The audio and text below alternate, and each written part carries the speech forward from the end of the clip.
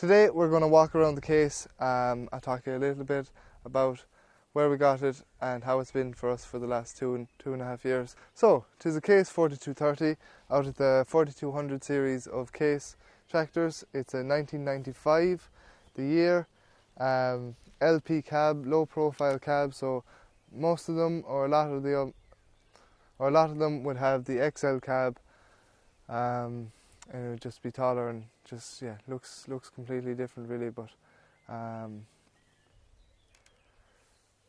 think the 4230 was rated at 85-90 horsepower out of the factory, so that's roughly the horsepower it puts out. It is 3,400 hours on the clock at the minute. We bought it with about 3,300. We haven't put too much on it. It was a done deal job. My brother actually found it on Done Deal, and him and myself went and viewed it first, and we liked it. It looked very clean. It low hours. It was about 3,300 hours before we bought it, and it looked very nice. New front tyres, decent enough tyres in the back. There was about 70% on the back tyres. Had the Quickie Q70 loader on it. We'll talk about the bucket, but we bought the bucket off them as well.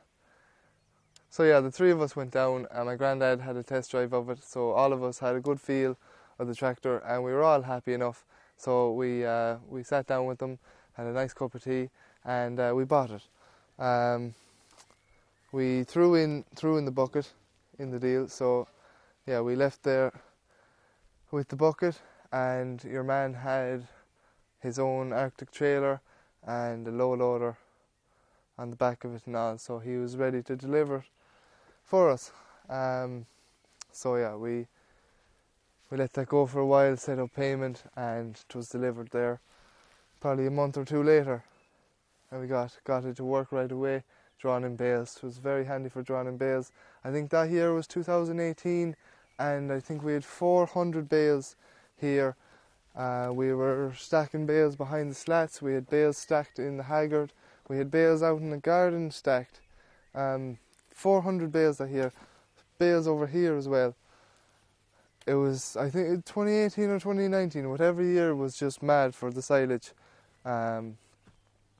We had that other bit of land before we leased it out as well. And yeah, there were just bales everywhere. And lucky enough we had that for stacking them, because we had never stacked any bales before, only having the 265. So yeah, the lads we bought the tractor off 100%, couldn't fault them. They helped me in every way. They VRT'd the tractor since it was Northern Reg, got the reg plates, got me a PTO cover. We wanted a PTO cover just for the safety, because just, we could have made something up ourselves, but he got everything, all the little bits like that, sorted for us. But that's enough about that. We'll get more into the mechanical side of things. So the engine is 100%. No fault in the engine. As I said, there's not many hours on it. I'd say it was well serviced throughout its time. I don't know, you couldn't be sure of that, but I gave it a full service of filters and fluids there 2 months ago, and I'll link that video up. So I got everything there at that point.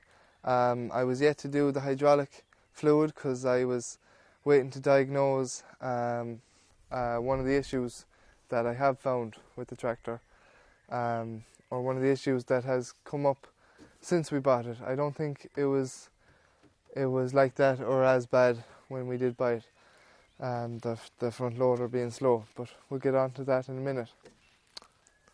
The back end, to be honest, is very tidy.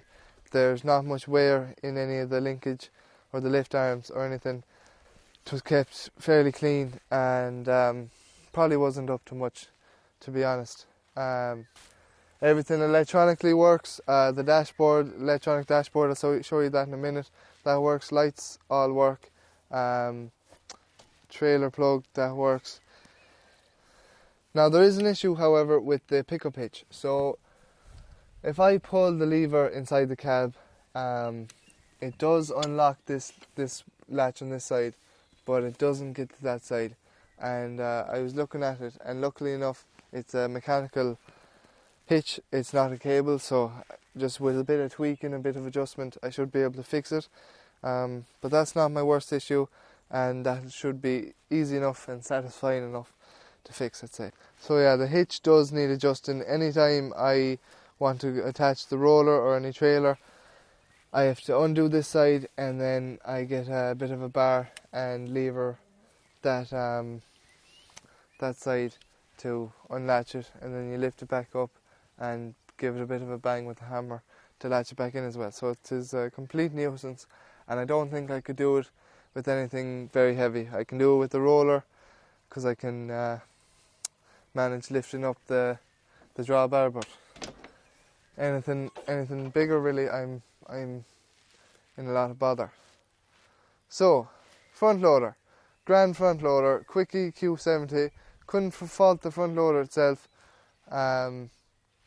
Buckets, soft grab, everything very, very handy. I must get a few more implements for it, dung grab, and I don't know, yeah, pallet tines and a few bits. It's on lovely strong brackets here. There's 20mm there of thick steel brackets all the way braced to the back of the tractor. So I couldn't fault the actual front loader itself, but the viewers noticed it first. My front loader got very slow. I think it was after the silage last year. The front loader got very slow to lift up and to curl, and obviously it's a bit quicker going down, but that's just with the weight and the gravity pulling it down, I think. So after the silage last year, I think it got a bit slower, but yeah, I don't know, was it a gradual thing or did it just happen at once? But since then, I'd say in the last month or so, it's gotten just nearly, it won't lift it. So the cab is in pretty good nick. Seat is good. Yeah, no issues. The dashboard, everything works on the dashboard. You can see that there. I have a radio. I installed the radio myself after we got it. There was no radio in it, but yeah, the dash works. You have your hours there, 3,447, so nearly 3,450. Everything works back here. PTO, your draft control, your lift arms, and your pickup hitch. As I said, it does work. It shows you the light on the dash, and it does unlatch one side of the pickup hitch, but that needs a bit of work. So that's everything there. You have your gears there as well, your low and high range, and your 1 to 4. Here is our front loader joystick. I just have the box off there because I was having a look inside.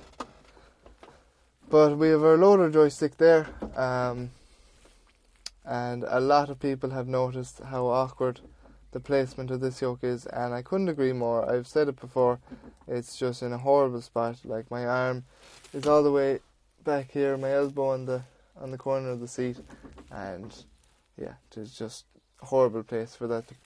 Yeah, whoever put that in, I don't know, but it'll have to be moved forward.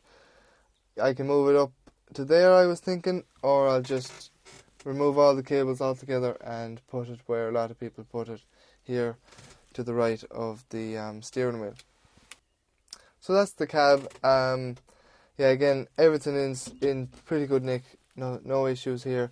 Few things need tidying up, but that's the same with a lot of tractors.